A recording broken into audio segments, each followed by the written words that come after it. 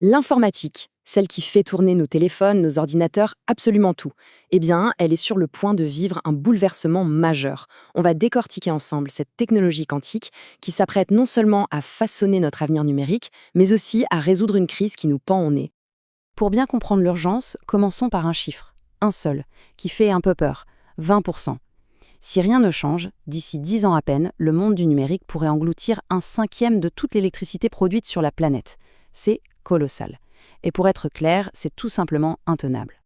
Le progrès qu'on a connu a été porté pendant un demi-siècle par une règle d'or, la fameuse loi de Moore. C'est elle qui a rendu nos appareils de plus en plus petits, de plus en plus puissants chaque année. Sauf que c'est fini. Ce moteur est à l'arrêt. Il vient de se heurter à des murs bien réels, des murs physiques. Alors, de quoi on parle exactement quand on dit un mur ? Pour bien saisir la solution qui est en train d'émerger, il faut d'abord bien comprendre la nature de l'obstacle. En fait, ce n'est pas un seul mur, mais trois. D'abord, le mur de la mémoire. Les processeurs vont tellement vite que les données n'arrivent plus à suivre. C'est un énorme goulot d'étranglement. Ensuite, le mur thermique. Les puces sont si denses, si petites qu'elles chauffent au point de risquer de fondre. Et enfin, le mur énergétique. La consommation d'énergie explose, même quand les puces n'en font rien. Bref, on est coincé. Bon, quand la porte principale est fermée, que fait-on ? On cherche une autre entrée. Et cette nouvelle voie, elle vient d'une propriété quantique de l'électron qu'on avait un peu laissé de côté jusqu'à maintenant, son spin.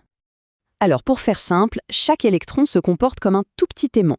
Jusqu'à aujourd'hui, on utilisait juste sa charge électrique pour faire passer de l'information. La spintronique, elle, va utiliser l'orientation de cet aimant, pôle nord en haut ou en bas, pour coder un 0 ou un 1. Et l'avantage, il est énorme, l'information reste en place, même si on coupe le courant. Fini l'amnéie. Et le héros de toute cette histoire, c'est un dispositif minuscule avec un nom un peu barbare, la jonction à tunnel magnétique, ou JTM.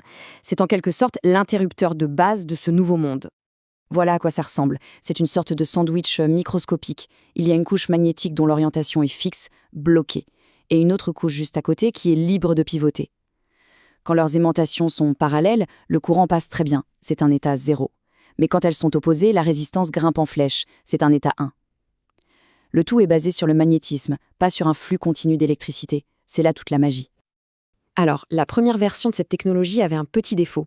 Pour changer l'orientation, il fallait envoyer un courant à travers ce sandwich, ce qui finissait par l'abîmer. L'innovation qui a tout changé, c'est de faire passer ce courant d'écriture juste à côté, dans une couche dédiée. Du coup, on ne stresse plus le cœur du système. Le résultat ?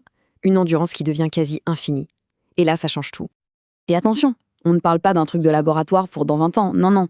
Cette révolution est en train de se produire, là, maintenant, et elle passe de la recherche à la production de masse. Et le gain de performance, il est juste hallucinant. La mémoire MRAM de Samsung est 1000 fois, oui, 1000 fois, plus rapide que la mémoire flash qu'elle remplace. On n'est pas sur une petite amélioration, c'est un saut quantique en termes de vitesse et d'efficacité. Et la preuve que c'est du sérieux, c'est que tout le monde s'y met. Les plus grands noms du secteur sont dans la course. Samsung, TSMC, GlobalFoundries, Everspin, ils l'intègrent dans les puces. Pour l'automobile, l'intelligence artificielle, l'Internet des objets, les data centers. Le message est clair, le futur de la mémoire, c'est ça. Ce tableau, en fait, il résume tout. La spintronique, c'est le meilleur de tous les mondes. Elle prend la vitesse de la mémoire la plus performante, la SRAM, et elle lui ajoute la capacité de la flash à garder les données sans courant.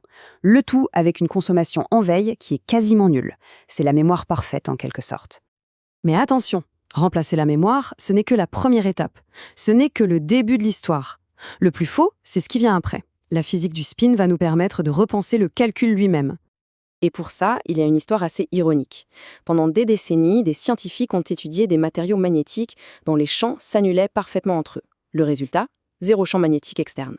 Conclusion de l'époque, par un prix Nobel, excusez du peu, intéressant, mais inutile. Eh bien, retournement de situation complet.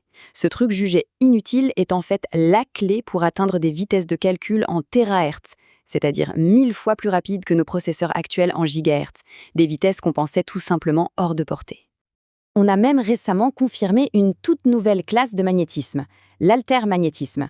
Pour faire simple, ça combine les avantages des matériaux inutiles, vitesse, densité, avec la facilité de lecture des aimants classiques. C'est un peu le chaînon manquant qui pourrait tout débloquer. Et avec ça, on peut imaginer des architectures complètement nouvelles. Faire des calculs directement dans la mémoire pour en finir avec les bouchons, ou construire des puces qui fonctionnent comme des cerveaux, avec des synapses. La spintronique ne fait pas qu'améliorer l'ordinateur, elle permet de le réinventer. Et ce n'est pas juste une idée en l'air, l'industrie a un plan, une feuille de route très claire. D'ici quelques années, cette mémoire sera partout.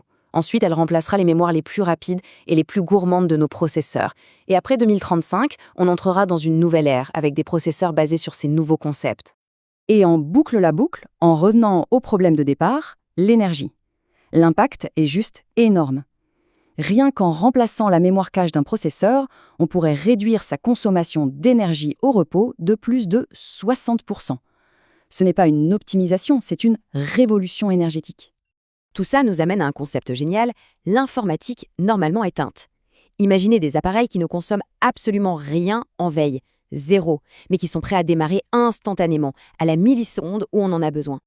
La spintronics, ce n'est pas seulement la solution à une crise énergétique. C'est la porte d'entrée vers ce monde d'appareils toujours prêts, ultra efficaces, capables d'apprendre et de réfléchir. La vraie question, ce n'est donc pas de savoir si ça va arriver, mais plutôt qu'est-ce qu'on va bien pouvoir inventer quand cette technologie sera partout.